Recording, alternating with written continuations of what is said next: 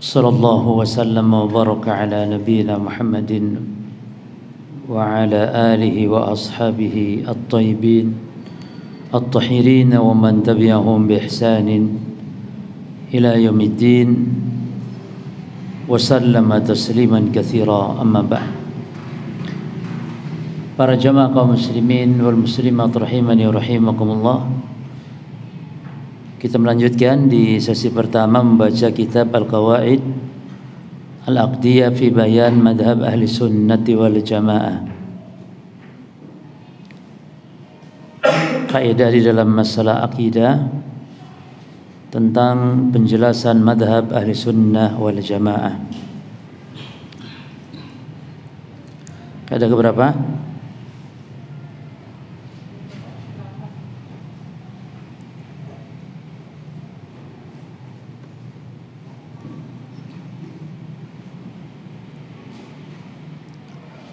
Taib, Al-Qaidah Al-Ashirah, ya, ke-10. 8. Al-Qaidatu As-Saminatu La ta'adudiyyata fit tauhid wal aqaid. Tidak ada ta'addud, keanekaragaman, fit tauhid, di dalam tauhid, wal aqaid, dan di dalam masalah akidah. Yakni keanekaragaman hanya ada di dalam masalah fikih. Jadi kalau fikih boleh beraneka ragam madhabnya, boleh dalam berfikih Syafi'i, Hambali, Maliki. Tapi dalam masalah akidah tidak boleh beraneka ragam madhab pemahaman, tapi harus satu pemahaman, yaitu akidah Ahli Sunnah wal Jamaah, akidah salaf, akidah salafus salih. Karena kebenaran hanya satu, pokok agama hanya satu. Sebagaimana kata Allah, inna dina indallahil Islam. Dalil atas kaidah ini firman Allah Ta'ala, inna dina indallahil Islam. Sesungguhnya agama di sisi Allah hanya Islam. Yani din maknanya pokok akidah hanyalah Islam. Wa may yabtaghi ghairal islami dinan falan yuqbala minhu wa huwa fil akhirati minal khasirin. Dan siapa yang mencari agama selain Islam, ini siapa yang mencari akidah selain akidah Ahli Sunnah, akidah Rasul, akidah para sahabat, tidak diterima darinya, dan di akhirat termasuk orang-orang yang merugi. Dan dalil atas kaidah ini adalah tentang hadis iftirakul ummah, hadis perpecahan umat. Kata Nabi, ala inna man qablakum min ahlil kitab iftaraku ala sintaini was sab'ina millah. Ketahuilah bahwasanya orang-orang sebelum kalian dari kalangan ahlil kitab itu berpecah belah 72 golongan. Wa inna hadhil ummah, dan bahwasanya umat Islam satabtariku ala salasin was sab'in, berpecah kepada 73 golongan. Nah, perpecahan umat Islam ini bukan dalam masalah fikih, ya. Perpecahan yang dicela di sini bukan dalam masalah fikih, tetapi dalam masalah apa? Masalah pemahaman pokok-pokok agama, dalam masalah akidah. 72 di neraka dan 1 di surga, kata Nabi. Wa hiya al-jamaah, yaitu akidah Ahli Sunnah wal Jamaah yang selamat. Jelas ya? Jadi hadis perpecahan umat bukan dalam masalah fikih. Karena kalau masalah fikih hatta di zaman Nabi terjadi perselisihan, terjadi khilafiyah di zaman Nabi sallallahu alaihi wasallam, di zaman para sahabat. Berarti jelas bahwa yang Nabi celak dalam hadis perpecahan umat itu perpecahan dalam masalah apa? Dalam masalah akidah. Oleh karenanya dijelaskan oleh Imam Abdullah bin Mubarak, hadis tentang perpecahan umat, yakni manusia umat Islam kepada 73 golongan, 72-nya yang sesat. Yang 72 ini pokoknya adalah Syiah Rafidhah, disebutkan oleh para ulama Syiah Rafidhah. Qadariyah, ya, Murji'ah. Ini semua adalah nama-nama apa? Nama-nama kelompok-kelompok apa? Akidah. Taib. Al-qaidah allati ba'daha, al-qaidatu allati ba'daha, al-qaidah at-tasi'ah, at-tauhidu a'damul hasanati fi mizanil 'abdi. Tauhid itu a'zamu al-hasanat, kebaikan yang paling agung. Yani hasanat bisa bermakna pahala yang paling agung, fi mizanil 'abdi, pada timbangan amalan seorang hamba. Jadi kalau ditanya amalan apa yang paling agung, gak ada lagi selain tauhid. Kenapa? Karena dia dasar. Orang yang amalannya hebat percuma kalau tauhidnya rusak. Berarti tauhid adalah pokok, berarti a'dhamu al-hasanat. Makanya kalau ada dalil-dalil keutamaan salat masuk surga, keutamaan sedekah masuk surga, itu semua berpokok kepada akidah yang sahihah, kepada tauhid yang lurus. Yani fadilah salat masuk surga tidak akan jadi masuk surganya kalau tauhidnya rusak. Ya.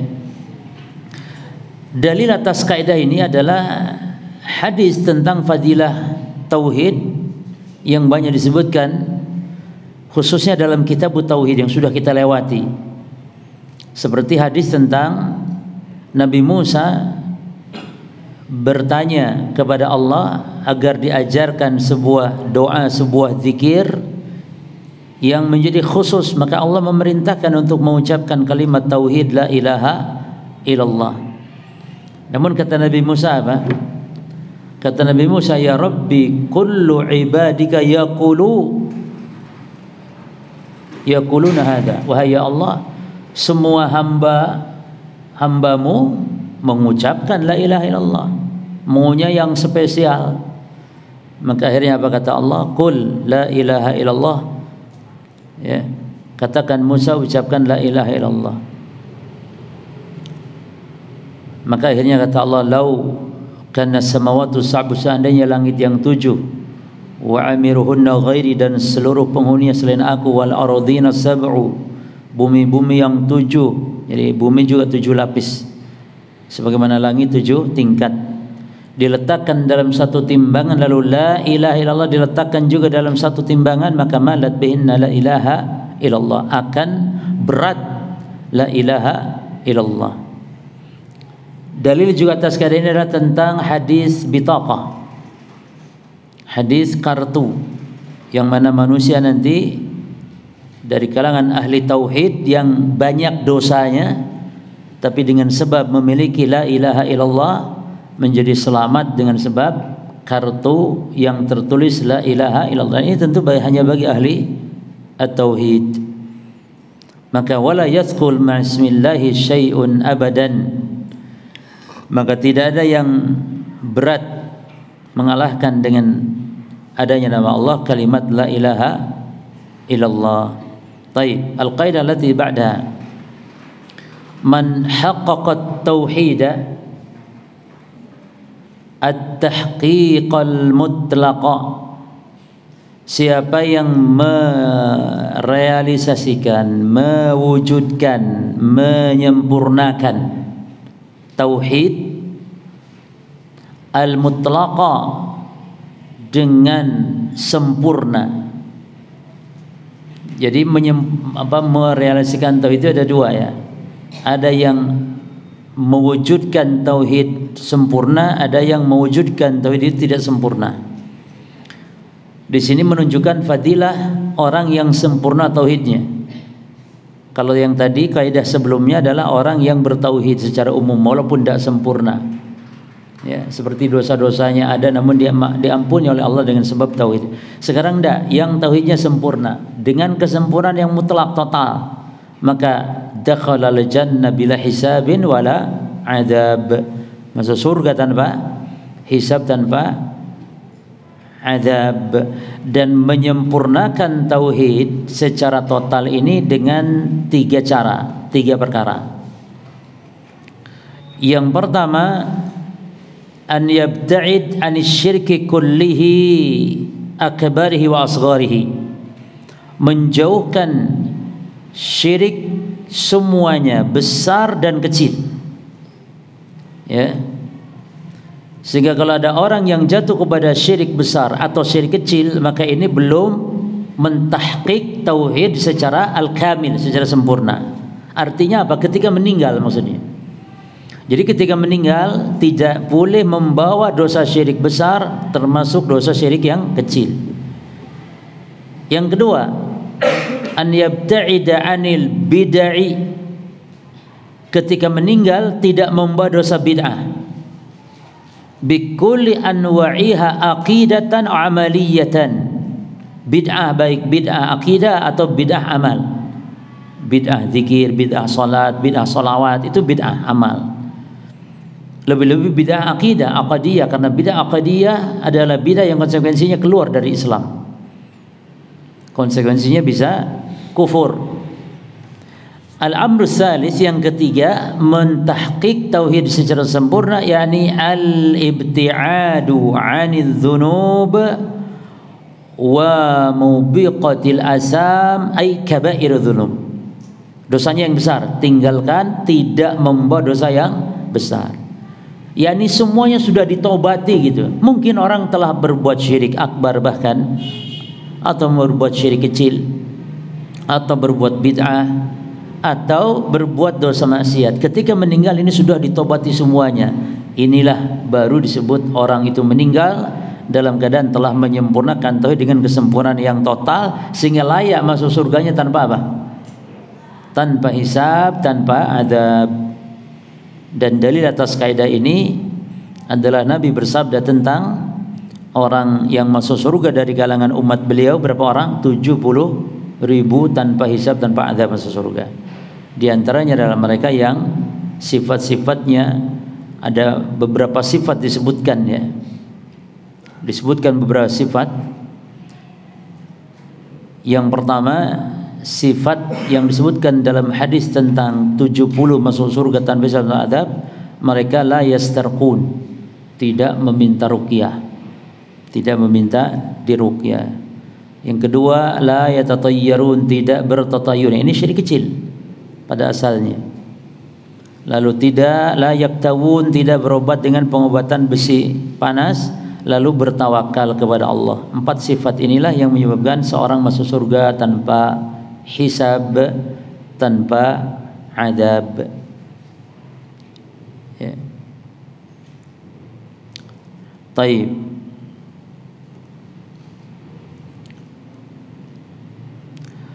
Al-qaidah allati ba'daha, al-imanu billahi. Al-qaidatu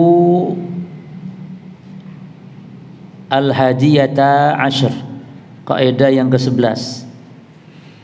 Al-imanu billahi, iman kepada Allah itu la yatahaqqaqu, tidak akan terwujud illa kecuali bil imani, dengan beriman, satu, biwujudihi ta'ala. Yang kedua, wa bi rububiyatihi. Yang ketiga, wa bi uluhiyatihi. Dan yang keempat, wa bi asma'i wa sifatih. Jadi kaidah ini menjelaskan bahwa kandungan iman kepada Allah itu 4. Al-iman bi wujudihi, al-iman bi rububiyatihi, al-iman bi uluhiyatihi, al-iman bi asma'ihi wa sifatihi. Iman kepada wujud Allah itu dalilnya ada 4. Iman adanya Allah dalilnya 4. Satu dalil 5, ya, ada 5. Ada 5. Yang pertama dalil naqli, dalil dari Al-Quran, dari As-Sunnah, dari wahyu adanya Allah. Yang kedua dalil al-fitrah, dalil naluri, fitrah. Secara naluri manusia menetapkan adanya Allah. Ma min mauludin yuladu illa 'alal fitrah, ma min mauludin illa yuladu 'alal fitrah. Tidaklah anak itu lahir kecuali di atas fitrah dia. Namun bapaknya yang menyebabkan fa'abahu yuhawidani aw yunassirani aw yumajjisani. Bapaknya yang menyebabkan anak itu Yahudi, Nasrani atau Majusi. Fitrah yang dimaksud kata para ulama, fitrah yakni pengakuan bahwa Allah itu Tuhannya. Taib, ini fitrah. Yang keberapa? Dalil al-aql. Yang ketiga ya. Dalil adanya Allah itu dalil akal. Dan yang ke berapa? 4 dalil al-hissi. Yang kelima itu sebenarnya Quran sama sunnah ya. Jadi kalau Quran sunnahnya dibagi 2, Quran 1, 2 sunnah, 3 fitrah, 4 akal, 5 al-hissi. Ya, jadi betul 4 saja. Kalau Al-Quran dan Sunnah jadi 1 ya. Dalil syariat atau dalil nakli, dalil fitrah, dalil akal, dalil hissi. Adapun kalau pendalilan secara akal adanya Allah bagaimana? Adanya makhluk ini secara akal. Ya. Adanya makhluk menunjukkan adanya Al-Khaliq. Adanya yang ada sekarang berarti menunjukkan adanya Al-Mujid yang mengadakan. Makanya di dalam surah At-Tur ayat 35 ini dalil akal ya. Allah mengajak kita untuk berpikir dengan akal tentang pencipta. Jadi adanya makhluk ini 1 dari 3 kemungkinan. Yang pertama, makhluk ada dengan sendirinya tanpa ada yang menciptakan. Atau yang kedua, makhluk menciptakan dirinya seperti gunung menciptakan gunung, langit menciptakan langit. Dan semua yang dua ini tidak masuk akal, tidak mungkin. Maka tinggal yang ketiga, yaitu apa? Ada yang menciptakan, yaitu Allah Subhanahu wa taala. Makanya kata Allah dalam surah At-Tur ayat 35, am khuliqu min ghairi syai'in. Apakah makhluk ada dengan sendirinya, ini sudfatan tanpa ada yang menciptakan? Am humul khaliqun. Am humul khaliqun, atau menciptakan sendiri? Ya. Maka akhirnya dijawab bahwasanya tidak ada yang menciptakan kecuali Allah. Makanya sahabat yang mulia Jubair bin Mut'im ketika Nabi membaca surah At-Tur ini dalam sholat maghrib, saat itu dia masih kafir. Dia mau menebus tawanan perang Badar. Dia datang ke Madinah. Pas nyampe di Madinah, dia di Masjid Nabawi mendengar Nabi membaca surah At-Tur di sholat maghrib. Sampai pada ayat am khuliqu min ghairi syai'in am humul khaliqun am khalaqus samawati wal ard bal la yuqinun am indahum khazain rabbik am humul musaytirun. Kata Jubair bin Mut'im, kada qalbi an yatir, hampir-hampir jantungku copot mendengar ayat ini. Orang kafir karena ngerti ayat, ngerti bahasanya gitu jemaah. Itulah awal, wadzalika awal ma waqaral imanu fi qalbi. Itulah awal mula iman bersemayam dalam hatiku, kata Jubair bin Mut'im. Ini Allah mengajak bicara di sini. Apakah makhluk ada dengan sendirinya tanpa yang menciptakan, atau mereka ciptakan sendiri? Maka yakin tidak menciptakan kecuali Allah. Ya. Baik.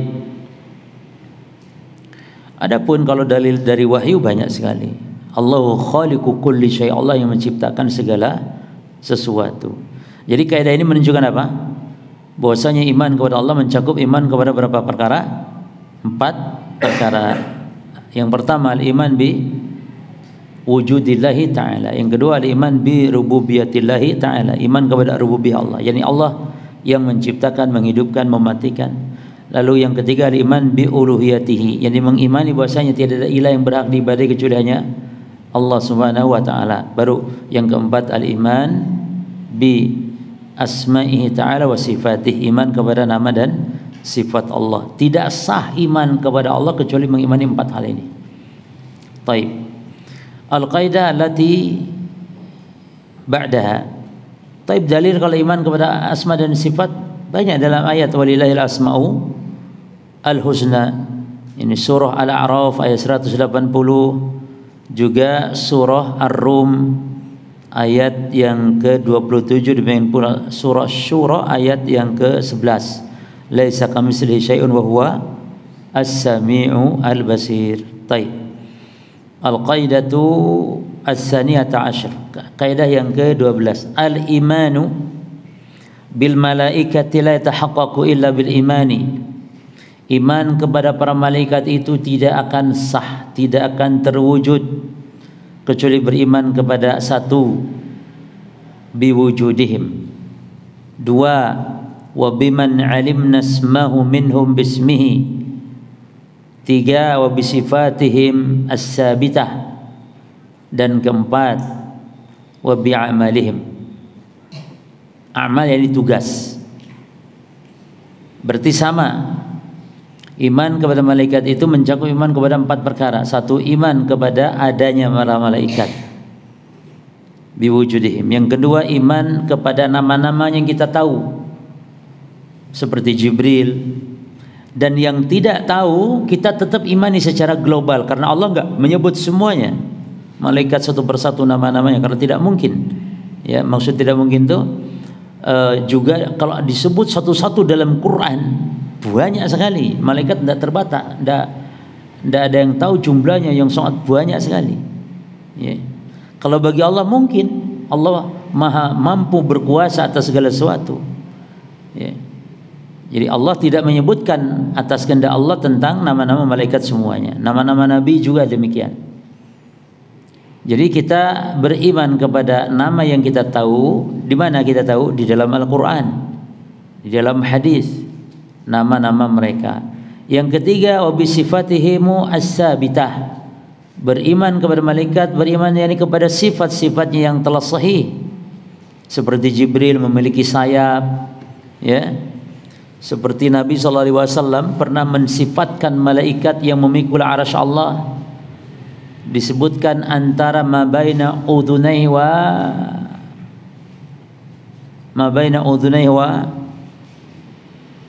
atikihi masirah sab'umiyata am. Jarak antara telinga dan pundaknya adalah 700 tahun perjalanan. Ini sifat yang kita tahu dari hadis-hadis, dari dalil. Yang keempat, yakni beriman kepada malaikat dari amalan mereka, yakni tugas-tugas mereka yang ditugaskan oleh Allah. Seperti malaikat yang menjaga hamba, malaikat yang menjaga amalan, mencatat amalan. Banyak disebutkan. Jibril ditugaskan wahyu, malaikat Mikail ditugaskan menurunkan hujan, menumbuhkan tanaman, malaikat Israfil al-muwakkal binafkhi fis-sur, meniup sangkakala, malaikat Israfil, malaikat maut, malakul maut ditugaskan untuk biqabdil arwah, ya, dan banyak-banyak disebutkan dalam banyak dalil-dalil. Taib.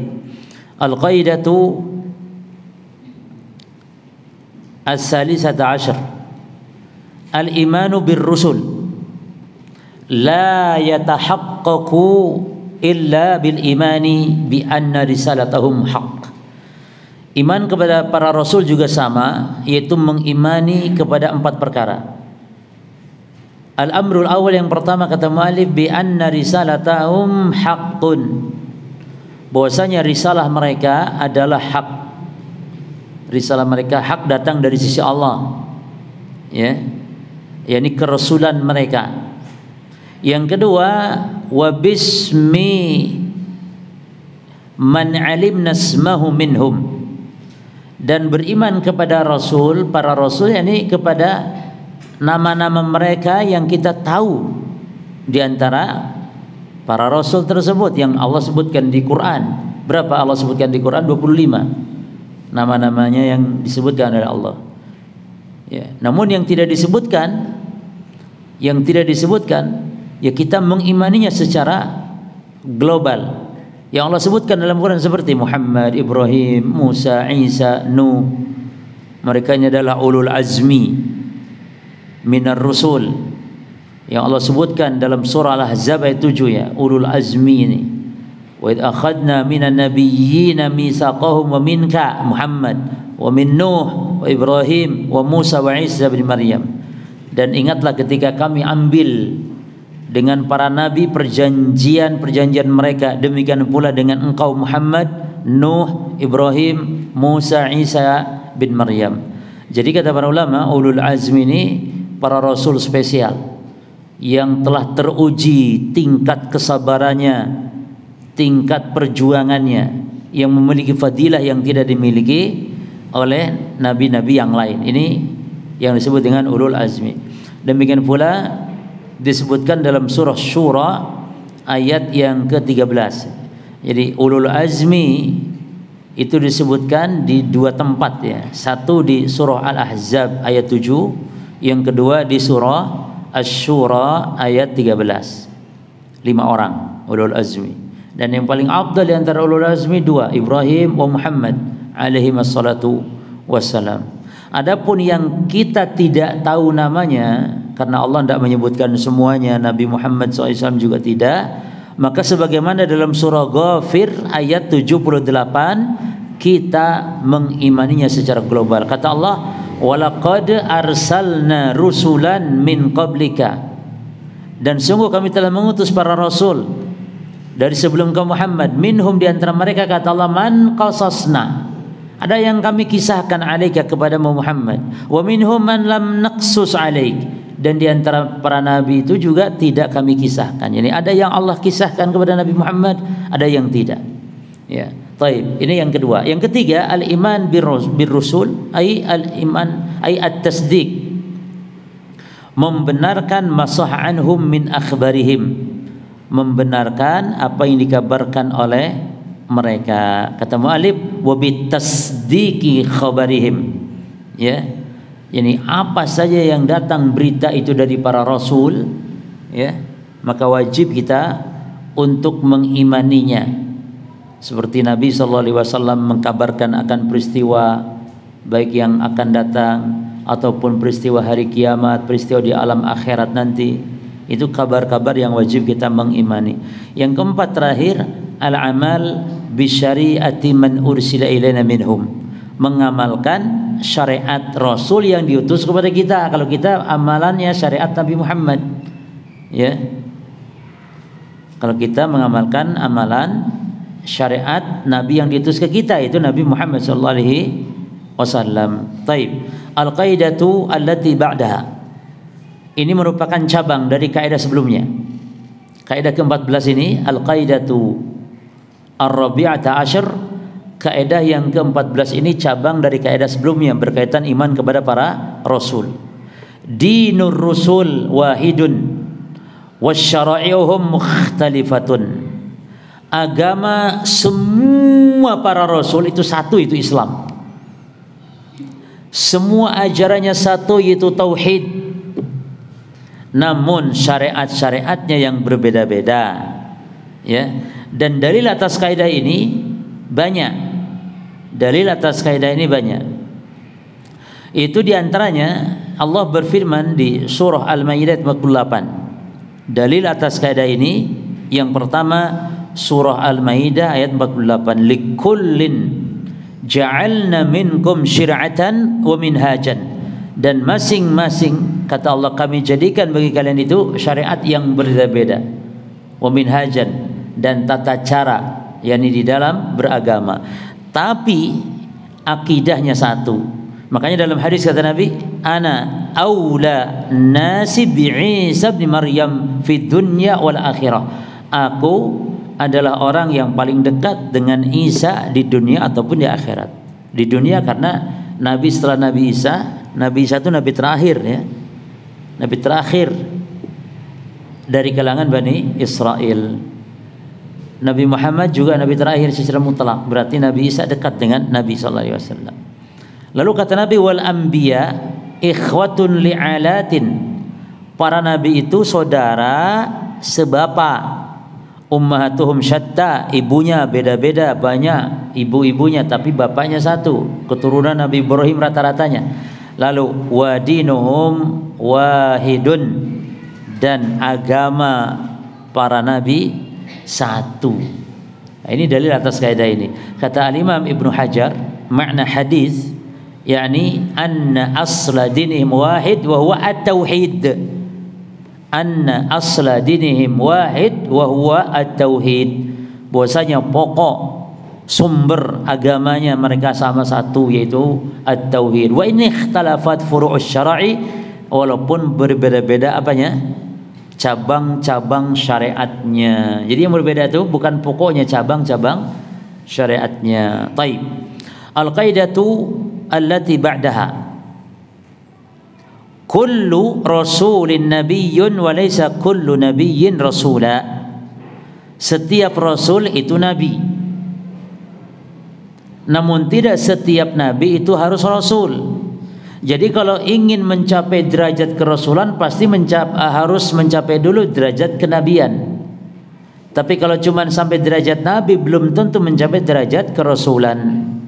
Maka Nabi Adam nabi, ya, Nabi Adam nabi, Nabi Nuh rasul, Nabi Sulaiman nabi, Nabi Daud nabi, Nabi Isa rasul, Nabi Musa rasul. Nah, apa bedanya antar nabi dan rasul ini? Disebutkan dalam kaidah berikutnya. Al-qaidatul lati ba'daha man bu'isa liqaumin mukhalifina farasulun. Siapa yang diutus kepada kaum yang berbeda, maksudnya berbeda agama, yakni kafir. Berbeda di sini apa? Aifidiyanah maksudnya. Boleh antum tambahkan mukhalifin aifidiyanah. Farasulun wa man bu'isa liqaumin muwafiqin aifidiyanah fanabiyyun. Siapa yang diutus kepada kaum yang menyelisihi, yakni kafir, maka dia rasul. Namun siapa yang diutus kepada kaum yang sama, yang sesuai agamanya, maka dia nabi. Ini definisi beda nabi dan rasul ini menurut Syekhul Islam Ibn Taimiyah rahimahullahu taala. Jadi kaidah ini adalah kaidah dari pendapat Syekhul Islam Ibn Taimiyah rahimahullahu taala. Taib, idzan mal farqu bainar rasuli wan nabi? Apa perbedaan antara nabi dan rasul? Jawabannya ada beberapa pendapat, namun dua pendapat ini kuat. Yang pertama yang disebutkan dalam kaidah, yang disebutkan dalam kaidah ini, diutus kepada yang berbeda agamanya dia rasul, yang diutus kepada yang satu agama kan nabi.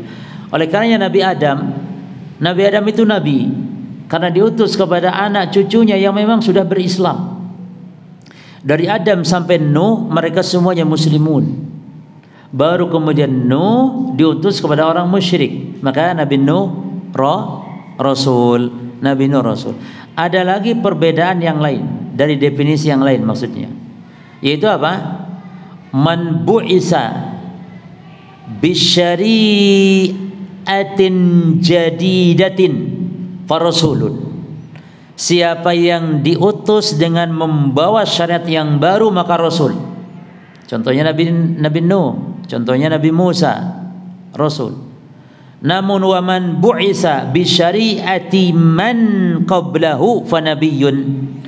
Namun siapa yang diutus dengan membawa syariat nabi sebelumnya maka nabi. Maka Nabi Daud, Nabi Sulaiman syariatnya syariat Nabi Musa, maka bukan rasul. Nabi Isa bawa syariat baru maka rasul, ya. Dalil yang dibedakan nabi dan rasul adalah firman Allah dalam surah Al-Hajj. Dalam surah Al-Hajj ayat 52. Dalam surah Al-Hajj ayat 52 Allah menyebutkan perbedaan nabi dan rasul dalam satu ayat, disebutkan di situ. Wa ma arsalna min qablika min rasulin wala nabiyyin. Tuh. Dan tidaklah kami mengutus engkau Muhammad sebelummu, baik rasul ataupun nabi, baik rasul ataupun nabi. Di sini berarti menunjukkan beda karena Allah sebutkan dalam satu kalimat. Makanya kata para ulama, nabi dan rasul itu persis seperti iman dan Islam, zakat dan fakir dan miskin, qada dan qadar, ya jemaah. Apa lagi? Taubat dan istighfar, ya. Jadi idza istama iftaraqa iftaraqa istama. Kalau disebut dua-duanya dalam satu kalimat artinya beda. Tapi kalau disebut salah satu artinya sama saja. Nabi ya rasul, rasul ya nabi. Miskin ya fakir, fakir ya miskin. Qadha ya qadar, qadar ya qadha. Kalau disebut salah satu, tapi disebut dua-duanya, qadha dan qadar, fakir dan miskin, iman dan Islam, nabi dan rasul, maka artinya beda. Jelas ya? Baik. Apa perbedaan nabi dan rasul tadi? Ada dua yang roji, yang kita rojihkan. Namun ada lagi pendapat yang ketiga itu lemah, yaitu orang yang diutus dengan membawa wahyu namun tidak wajib ditabligkan, itu namanya nabi. Tapi kalau yang wajib didakwahkan itu namanya rasul. Ini qaul, pendapat yang lemah. Karena konsekuensinya berarti diberi wahyu tapi disembunyikan. Ini mustahil. Jelas jemaah? Makanya sebagian ulama mengatakan, hatta Syekh Ibnu Utsaimin rahimahullah taala. Jadi nabi itu adalah insanun minal bashar auhallahu taala ilaihi bisyar'in walakinahu lam yukallaf bit-tabligh. Jadi manusia yang diberi wahyu oleh Allah dengan membuat syariat namun tidak diberi tugas untuk tabligh amar rasul, fahuwa insanun minal bashar auhallahu ilaihi bisyar'in wa amara bit-tablighihi. Yang diberi wahyu namun diwajibkan atau ditugaskan untuk mentabligkan. Maka definisi ini lemah dari tiga sisi, atau membantahnya dari tiga sisi. Sisi yang pertama,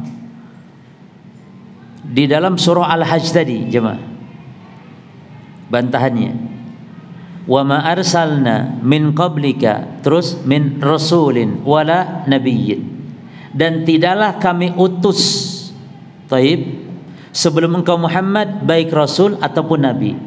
Dalam ayat ini berarti nabi dan rasul itu sama-sama di apaan? Sama-sama diutus. Lah kalau sama-sama diutus berarti tugasnya sama-sama dakwah. Satu. Yang kedua, meninggalkan dakwah berarti menyembunyikan wahyu. Dan ini kalau dalam Al-Baqarah terlaknat. Al-Baqarah 159 160. Itu disebutkan terlaknat. Innal ladzina yaktumuna ma anzalna minal bayyinati wal huda min ba'di ma bayyanahu lin-nasi fil kitab. Sesungguhnya orang-orang yang menyembunyikan apa yang telah kami turunkan berupa keterangan, petunjuk setelah dijelaskan kepada manusia di dalam kitab, ulaika yal'anahumullah wa yal'anahumul la'inun. Mereka lah yang dilaknat oleh Allah dan dilaknat oleh para pelaknat. Jadi menyembunyikan wahyu terlaknat. Dalam hadis kata Nabi, man su'ila an ilmin fakatamahu, siapa yang ditanya tentang ilmu lalu disembunyikannya, ma'aljamullah, maka Allah beri tali kekang dia, beri jamin bin nar yaumil qiyamah, dengan tali kekang dari api neraka di hari kiamat. Jadi yang kedua bantahannya apa? Yang menyembunyikan wahyu terlaknat, sementara tidak mungkin para nabi terlaknat. Dan yang ketiga, dalam hadis Nabi ditampakkan umat-umat, lalu Nabi melihat waraitun nabiyya wa ma'ahu ruhait, saya melihat ada nabi dan dia memiliki pengikut beberapa orang. Wan nabiyyu wa ma'ahu ar-rajulu wa rajulan, dan saya melihat ada nabi hanya satu atau dua orang pengikut. Wan nabiyya wa laysa ma'ahu ahadun, dan saya lihat ada nabi yang tidak ada pengikut satu orang pun. Dakwah tapi nggak dapat pengikut satu orang pun. Maka keberhasilan dakwah bukan dilihat apanya, bukan dilihat jumlah pengikutnya, jumlah followernya dan semisal, tapi lurusnya dia dalam berdakwah di atas jalan yang hak, di atas manhaj yang benar. Maka definisi yang benar perbedaan Nabi dan Rasul bisa definisi Syekhul Islam Ibn Taimiyah tadi, atau bisa definisi sebagaimana tadi dijelaskan, Rasul man uhiya ilaihi bi syar'in jadid wa nabi huwal mab'uts litakriri syar'i man qablahu. Kalau Rasul membawa syariat yang baru, kalau Nabi meneruskan syariat Nabi sebelumnya. Makanya di kalangan Bani Israel ketika meninggal Nabi diutus lagi Nabi, meninggal Nabi diutus lagi Nabi. Kanat Bani Israel tasusuhumul anbiya. Bani Israel itu dulu dipimpinnya oleh para nabi. Jadi keren Bani Israel. Bukan oleh pemimpin manusia biasa, oleh nabi. Tapi tetap ya bengalnya luar biasa. Ya. Makanya ini menunjukkan pemimpin itu ketika pemimpin baik gitu ya, dijamin rakyat baik tidak. Tapi yang paling fokus itu adalah memperbaiki rakyat dulu. Rakyat perbaiki, maka nanti dari rakyat akan muncul pemimpin yang baik. Gitu. Kullama halaka nabiyyun khalaqahu nabi. Ketika nabi meninggal, Allah utus lagi nabi, Allah utus lagi nabi. Demikian nabi-nabi dari kalangan Bani Israel. Baik. Al-qaidah allati ba'daha al-qaidatu as-sabi'ata asyar, kaidah 17. Man kafara bin nabiyyin, siapa yang mengingkari satu orang nabi, sabatat risalatuhu, yang telah sahih kerasulannya tersebut, kenabiannya tersebut, maka faqad kafara bihim jami'an, maka sungguh berarti dia telah kufur kepada seluruh nabi, seluruh, walaupun kufur hanya kepada satu orang. Jelas. Oleh karenanya kata Allah dalam banyak ayat, nabi itu, rasul nggak dibeda-bedakan dalam hal keimanan. Mengimani seorang nabi harus beriman kepada seluruh nabi. Gitu. Maka dalam banyak ayat, salah satu contoh Allah Ta'ala berfirman, kadzabat qaumun nuhinil mursalin. Kadzabat qaumun nuhinil mursalin. Kaum Nabi Nuh telah mendustakan. Ini terdapat di surah Syu'ara ayat 105 ya. Dalil atas kaidah ini surah Syu'ara ayat 105. Kaum Nabi Nuh telah mendustakan seluruh para rasul. Padahal yang didustakan oleh kaum Nabi Nuh berapa orang? Cuman Nabi Nuh saja, ya kan? At-takdzib bi rasulin wahid yu'addu takdziban birrusuli kullihim. Ini kaidah sebagaimana dalam kaidah kita. Mendustakan seorang rasul saja dianggap telah mendustakan seluruh rasul. Ya. Demikian pula di dalam surah Al-Furqan ayat 37. Ya. Wa qauma Nuhin, dan kaum Nabi Nuh, lamma kadzdzabur rusula, ketika mereka mendustakan para rasul, padahal cuma satu Nabi Nuh yang didustakan. Kata Allah, agraqnahum, maka kami tenggelamkan. Ya, kami tenggelamkan kaum Nabi Nuh gara-garanya mendustakan seluruh. Padahal yang didustakan cuma berapa? Satu rasul. Maka ini kaidah yang penting. Ya, ini kaidah yang penting. Taib. Al-qaidah allati ba'daha, kaidah yang berikutnya, kullu da'wa lin-nubuwwati ba'da Rasulillah, setiap pengakuan, pengklaiman, ngaku-ngaku lin-nubuwah, akan kenabian, yakni ngaku nabi, ngaku rasul, ba'da Rasulillah SAW, setelah Nabi Muhammad diutus, maka fariddatun, maka hukumnya murtad. Makanya aliran Ahmadiyah itu aliran yang kalau orang masuk ajaran Ahmadiyah dianggap murtad, keluar dari Islam. Sehingga kalau taubat dari kelompok Ahmadiyah harus masuk Islam lagi, karena murtad. Ya, karena Ahmadiyah mengaku, mengklaim ada nabi setelah Nabi Muhammad SAW, yaitu Mirza Ghulam Ahmad. Mirza Ghulam Ahmad. Taib. Al-qaidah allati ba'daha, man sabba nabiyyan mimman sabatat nubuwwatuhu faqad kafar. Siapa yang mencaci nabi, mencela nabi yang telah sahih benar kenabiannya, yakni betul-betul nabi. Artinya kalau mencaci nabi palsu itu tidak masalah. Ini nabi yang asli dicaci, maka faqad kafar, maka dia telah kafir. Ya, karena nabi itu harus diagungkan, dimuliakan. Ini malah dicaci. Berarti ini termasuk bentuk kekufuran min nawaqidil Islam, termasuk pembatal-pembatal keislaman. Taib. Al-qaidah allati ba'da al-qaidatu al-ishrun. Al-anbiya'u yatafadhaluna bi'tibari rutbah wal manzilah. Para nabi itu berbeda-beda tingkatannya, yatafadhalun, bi'tibar ditinjau dari apanya? Rutbahnya dan manzilahnya. Ditinjau dari tingkatan kedudukan kemuliaannya. Jelas? La bi'tibari aslil imani bihim, bukan ditinjau dari pokok keimanan kita kepada mereka. Yani kalau keimanan kita kepada para nabi enggak boleh beda-beda. Misalnya mengatakan saya iman kepada Nabi Muhammad 100%, kalau iman kepada Nabi Musa berapa? 75%. Kenapa? Ya karena Nabi Musa ini tidak sehebat Nabi Muhammad. La ya jemaah. Kalau urusan beriman harus sama. Mulai Nabi Adam, Nabi Nuh, Nabi Ibrahim harus sama 100% semuanya. Iman kepada Ibrahim alaihissalam dengan iman kepada Rasul Muhammad SAW harus sama. Yang kita yakini berbeda-beda mereka itu apanya? Tingkatan keutamaannya, bukan tingkatan keimanan. Ini maksud dari firman Allah dalam surah Al-Baqarah 136. Kata Allah, la nufarriqu baina ahadin minhum. Kami tidak membeda-bedakan salah seorang pun di antara mereka para nabi. Tidak dibeda-bedakan. Dalam hal apa? Manzilahnya, manzilahnya beda-beda.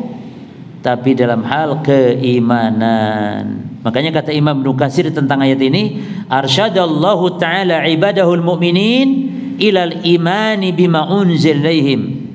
Allah Ta'ala memberikan pengajaran kepada hamba-hamba yang beriman agar beriman kepada yang diturunkan kepada mereka melalui para Rasul Muhammad, yang diturunkan kepada para Rasul sebelum Nabi Muhammad. Dalam iman kepada para Rasul, la yufarriqu baina ahadin minhum, tidak dibeda-bedakan. Ayat yang semisal itu banyak, ya, seperti dalam surah An-Nisa ayat 150-151. Allah mencela orang yang membeda-bedakan para nabi dari sisi masalah keimanan. Wa yuriduna an yufarriqu bainallahi wa rusulihi wa yaquluna nu'minu bi ba'din wa nakfuru bi ba'din. Ya. Itu mereka menghendaki membedakan, memisahkan antara Allah dan para rasulnya. Mereka mengatakan kami beriman kepada sebagian rasul dan kami mengingkari sebagian yang lain. Kata Allah, ulaika humul kafiruna haqqa. Mereka itulah orang-orang kafir sejati. Ya. Orang kafir sejati. Taib. Al-qaidah allati ba'daha. Allahu ba'atha. Ini masih cabang semuanya. Jadi cabang kaidah terhadap iman kepada para rasul. Allahu ba'atha fi kulli ummatin rasulan an i'budullaha wajtanibut taghut. Allah telah mengutus kepada setiap umat ini seorang rasul yang misi dakwahnya adalah an i'budullaha wajtanibut taghut. Dan kaidah ini diambil dari firman Allah surah An-Nahl ayat 36. Walaqad ba'atsna fi kulli ummatin rasulan an i'budullaha wajtanibut taghut. Dan sungguh kami telah mengutus pada tiap umat seorang rasul yang misi dakwahnya apa? An i'budullaha wajtanibut taghut. Yani tauhid. Karena di sini ada penetapan penafian. Yani al-ayat tadullu ala madza? Annama ursilat bihir rusul huwa tauhid. Ayat ini menunjukkan bahwa yang Allah utus ya dibawa oleh para rasul yakni tauhid. Jadi Allah utus para rasul dengan membawa tauhid, dan menjauhkan segala bentuk peribadatan kepada selain Allah Subhanahu wa taala. Tagut yakni maknanya apa? Di antara mana tagut adalah segala sesembahan yang disembah selain Allah dan dianya rela atau dianya ridha. Nah, al-qaidah allati ba'daha. Selesai berarti pembahasan iman kepada para rasul. Taib. Sekarang al-qaidatu As-saniyatu wal ishrun. Kaidah yang ke-22. La yatahaqqaqul iman. Tidak, ini berkaitan dengan iman kepada kitab-kitab Allah. La yatahaqqaqul imanu bil kutub. Tidak akan terwujud iman kepada kitab-kitab illa kecuali bil iman, dengan beriman. Satu, annaha kalamullah wa naha manzilatun, ini salah ini. Wa annaha munazzalah. Ya, coba diluruskan. Di situ apa? Hah? Betul. Taib, salah ya. Yang betul munazzalah. Oh. Ya, harus direvisi nanti insyaallah. Wa annaha munazzalatun. Yani beriman bahwasanya dia kalam Allah. Semua kitab-kitab kalam Allah. Ya. Dan bahwasanya kitab-kitab tersebut munazzalatun, diturunkan. Ya. Lalu yang kedua, wal amal bima lam yunsakh min ahkamiha, dan mengamalkan terhadap semua kitab tersebut selama tidak dihapus hukum-hukumnya. Ya. Jadi sikap kepada kitab-kitab yang lain pun, ya, kalau disepakati oleh syariat kita, oleh kitab kita Al-Quran, maka tetap kita amalkan. Seperti puasa Daud misalnya, puasa Daud kita amalkan, ya. Dan sekarang Bapak Ibu sekalian, saya ingin mengingatkan ya, bahwa kita sekarang di bulan Sya'ban. Kita insya Allah mungkin kalau tidak tanggal 9 sekarang bulan Sya'ban. Dan bulan Sya'ban itu bulan puasa. Dan ini dan tersunnah yang banyak ditinggalkan kaum muslimin. Ummul Mukminin Ummu Salamah radhiyallahu anha mengatakan, ma ra'aitu an-nabiy sallallahu alaihi wasallam yasumu syahraini mutatabi'aini illa fi Sya'ban wa Ramadan. Saya tidak pernah melihat Rasul puasa 2 bulan berturut-turut kecuali Sya'ban dan Ramadan. Dalam hadis yang lain, yasilu ila Ramadan, dari Sya'ban disambung Ramadan. Ini maknanya kita harus memperbanyak. Bukan berarti puasa Sya'ban 1 bulan, tidak, tapi memperbanyak. Tiap hari puasa Sya'ban. Bagi yang sekarang berpuasa, alhamdulillah. Kalau tidak, besok puasa. Besok kapan? Besok sampai kapan? Sampai Sya'ban habis, tidak apa-apa. Karena kita kan sudah lewat ini 1 pekan. Kita sudah bolong 1 pekan ini. Jadi ini sunnah yang mahjurah. Di antara hikmahnya adalah, kata Nabi ketika Usama bin Zaid bertanya, ya Rasulullah, lam araka tasumu syahran min asyhur ma tasumu min Sya'ban. Ya Rasul, saya tidak pernah melihat kau banyak puasa di bulan Sya'ban, di antara bulan-bulan, kecuali atau seperti di bulan Sya'ban. Kata Nabi, dzaka syahrun yakfulu nasu an baina Rajab wa Ramadan. Karena bulan Sya'ban itu bulan yang manusia banyak lalai, kata Nabi. Apa kita mau termasuk orang yang lalai? Kata Imam Syaukani, lalai itu kenapa? Karena kita di bulan Rajab sibuk puasa, manusia di bulan Rajab sibuk puasa, dan mereka melihat besoknya Ramadan, sehingga Sya'bannya tidak puasa sama sekali. Bulan yang lalai, khususnya berpuasa. Wa huwa syahrun turfa'u fil a'mal ila rabbil alamin wa uhibbu an yurfa'a amali wa ana sha'im. Dan bulan Sya'ban bulan dilaporkannya amalan kepada Allah. Dan saya suka kalau amalan saya dilaporkan dalam keadaan sedang berpuasa. Maka yang mampu besok puasa terus tiap hari sampai habis Sya'ban. Tiap hari. Niatnya apa? Puasa Sya'ban niatnya. Puasa mutlak. Ya. Memang ada hadis, idzan tasafa Sya'ban fala tasumu. Kalau masuk separuh Sya'ban 15, tanggal 15, jangan kalian puasa. Hadis ini sebagian ulama mendhaifkan, tapi sebagian ulama mensahihkan. Bagi yang mengatakan dhaif berarti enggak masalah. Bagi yang mengatakan sahih maknanya yakni kalau sudah masuk tanggal 15 yang belum pernah puasa dari tanggal 1 sampai tanggal 15-nya atau tanggal 14-nya, moro-moro mulai puasa Sya'ban, puasa mutlak tanggal 15, berarti dilarang. Kecuali puasa Senin, Kamis, kecuali puasa qadha, kecuali puasa nazar dan semisalnya. Jelas ya? Jadi ibadah pada saat manusia lalai ini besar di sisi Allah. Besar, karena memang berat dia. Makanya sholat yang paling afdal setelah sholat wajib apa? Sholat saat orang sedang ngapain? Afdalus sholati ba'dal fardhi sholatul lail. Ya ayuhan nas, at'imut ta'am wabshus salam wassalu bilail wa nasu an-niyam tadkhulul jannata bis salam. Kata Nabi, aqrabu ma yakunu rabbu minal 'abdi fi jawfi lailil akhir. Kata Nabi SAW, sedekat-dekat Ar-Rabb Allah dengan hambanya adalah ketika di sepertiga malam yang akhir. Ketika di sepertiga malam yang akhir. Fa in istata'ta an takuna mimman yadhkurullah fi tilkas sa'ati fakun. Kalau kamu mampu, kata Nabi, termasuk orang yang bisa zikir di saat itu, lakukan, kata Nabi. Maka biasakan jemaah. Apalagi antum para penuntut ilmu, aib penuntut ilmu.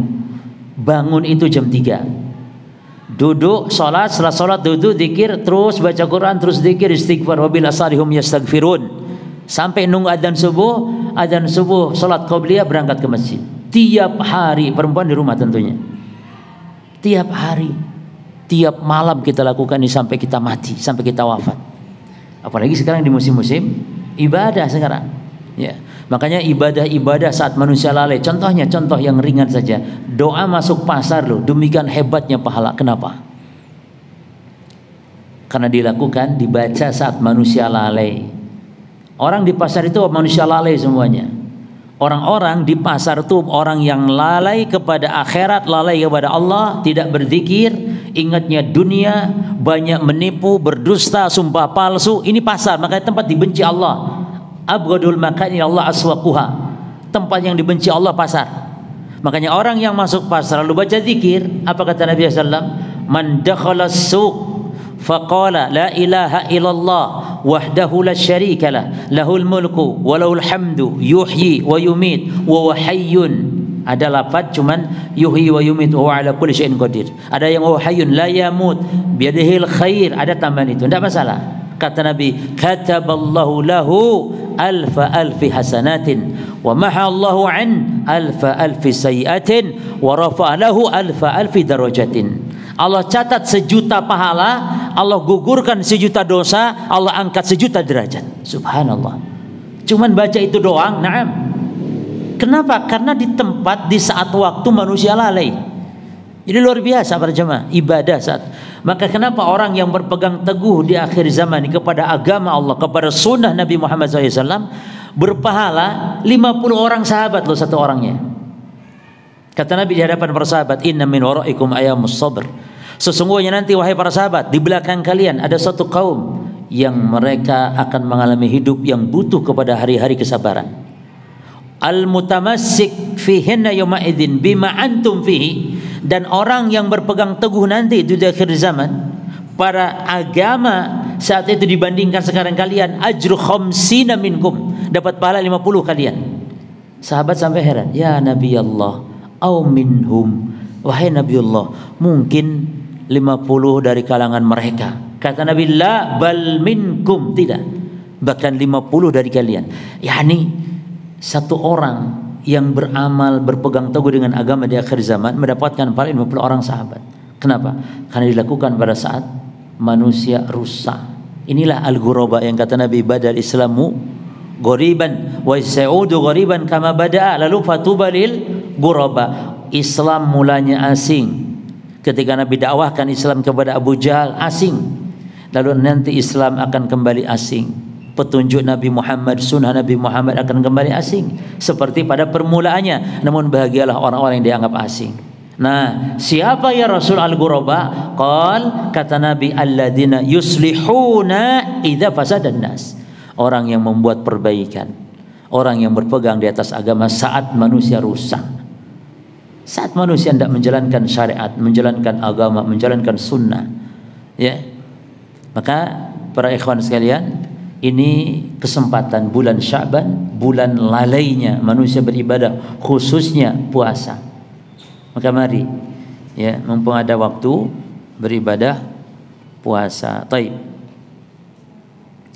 Lalu wal amal bima lam yunsakh min ahkamiha wat tasdiqi akhbariha allati lam tuharraf, dan membenarkan kabar-kabar atau beritanya yang terdapat dalam kitab-kitab tersebut selama kitab itu belum ada perubahan. Karena kita wajib meyakini selain Quran sekarang sudah ada perubahan pada kitab-kitab sebelum Al-Quran. Wallahu ta'ala alam wa naqtabi ila hadzal qadar. Taib, diingatkan ya sampai kaidah berapa nanti? Kaidah ke-23. Taib, nuwasil naqra kitab al-mulakhas.